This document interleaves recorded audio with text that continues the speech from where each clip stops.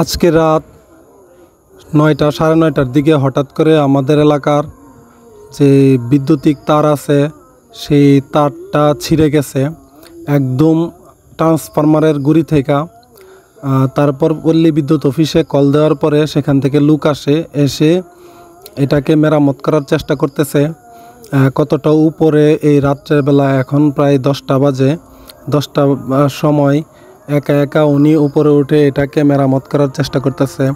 তো ভাই, তাদের উদ্দেশ্যে একটা কথা বলতে চাই, বিদ্যুৎ চলে গেলে যারা পল্লী বিদ্যুৎ অফিসের লোকদের কর্মকর্তাদের গালাগালি করেন, তাদের জন্য আজকের এই ভিডিওটা আপনারা দেখেন যে আসলে তারা জীবনের মায়া ছেড়ে দিয়ে পরিবারের সব কিছু ভুলে গিয়ে জীবনের ঝুঁকি নিয়ে শুধু আমাদের ভালো থাকার জন্য বা আমরা যেন এই গরমের মধ্যে কষ্ট না করতে পারি বা কষ্ট না করতে হয়, এর জন্য তারা প্রাণপণ চেষ্টা করে এবং প্রাণপণ কাজ করে।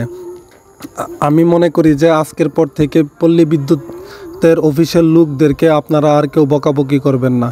সবাই ভালো থাকবেন। আসসালামু আলাইকুম।